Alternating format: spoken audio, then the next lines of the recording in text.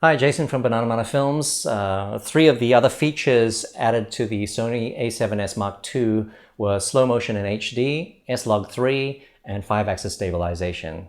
So we're just going to roll some example videos of what we shot both at the Jurong Bird Park and Night Safari to have a look at how these fare on the new camera. And I think you'll see that it's quite impressive. So this is some footage from the Jurong Bird Park in Singapore. We're zoomed in here on a 70 to 200 millimeter lens. Here again, zoomed in at 200 millimeters, about 10 meters away, handheld. It's very, very smooth footage. Once again, this is not tripod footage. It's about 10 meters away from the stage area and all handheld. It's really smooth. And this is a handheld tilt. No tripod was used for this shot. Completely handheld. You can see how smooth it is. So if you're stuck out somewhere without a tripod, you can certainly do this. Now this is with stabilization turned off. You can see the jitters and the shutters, very sharp movements, and this is with stabilization turned on. Once again, we're about 10 or 15 meters away from that bat. We decided to test it on a suspension bridge. This is what it looks like. It's very smooth indeed. And after testing this, we kind of decided that we probably don't need a gimbal for the majority of our drama shoots. This is pretty smooth, and I'm walking pretty normally, like I'm not trying to, bend my knees a lot or anything. And Christian here is trying to actually rock the bridge a little bit to make it worse for me. But as you can see, it's still maintaining a pretty smooth shot. And once again, with slow motion, we now have 1080p slow-mo and up to 120 frames per second. As you can see, great detail, great color, great dynamic range. You're not losing any quality because it's actually pixel for pixel recording. There's no pixel binning or line skipping, so there's minimal to no aliasing and wiring that we could see. And once again, this is kind of they call it high frame rate recording, so you can actually record sound with 120 frames per second recording, and this will allow you in post to choose whether or not you want to include the sound, play back at normal speed or ramp it to whatever speed you like. This is all played back at 24 frames per second, so it's almost 5 times slow motion. It's brilliant. As you can see, it works really well in low light as well.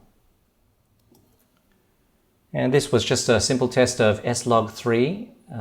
First, we see what we shoot with SLog, and all we've done in post is just to stretch the shadows and the highlights back out to 100% and 0%. This was slow motion in SLog3, which works just as well. And as you can see, we have detail in the highlights and the shadows, which is really nice. It retains a lot of detail, and apparently it's quite a bit better than SLog2. If you look in the shadows underneath the building here, you can still see someone moving there in the shadows, and yeah, it retains a lot of the detail there and also in the sky.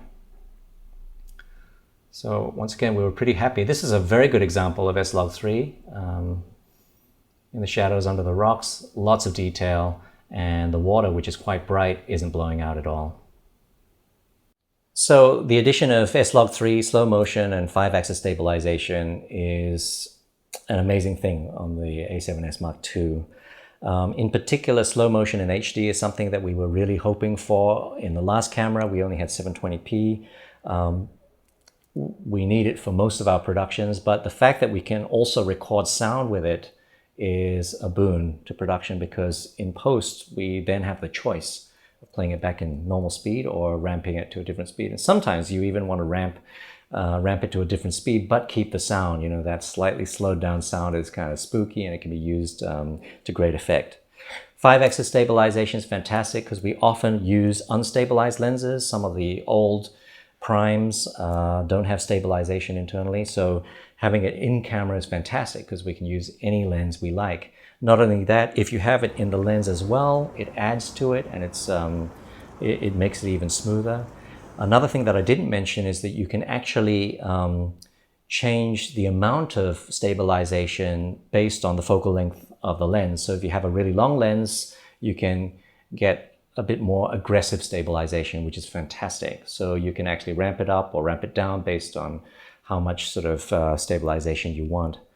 So it's fantastic, and it means we're quite excited about that, because in drama productions, particularly, or documentary work, we often have to just whip out a camera and just try to get that footage as fast as possible. And sometimes you've got multiple people squeezed into different corners or looking on from different directions, and you might not have that time or the space to set up tripods. And just having it all stabilized so that we can just go handheld is an amazing feature, which will probably save us a lot of time on set. And finally, SLog3. It's, when we're shooting here in Southeast Asia, often we have really, really contrasty situations. We have, a lot of highlights that will blow out everywhere, and sometimes a lot of shadows too.